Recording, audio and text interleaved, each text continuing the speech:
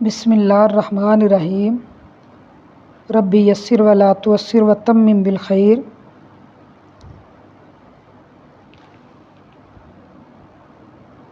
حدیث مبارکہ ہے حضرت عبداللہ ابن عمر رضی اللہ تعالیٰ عنہ سے روایت ہے، آپ فرماتے ہیں حضور اکرم صلی اللہ علیہ وآلہ وسلم نے میرے جسم پر ہاتھ رکھا اور فرمایا دنیا میں اجنبی یا مسافر کی طرح رہو اور اپنے آپ کو اہل قبور سے شمار کرو۔ پھر آپ نے فرمایا اے ابن عمر، صبح کے وقت شام کی باتیں نہ یاد کرو اور شام کے وقت صبح کی باتیں دل میں نہ لاؤ۔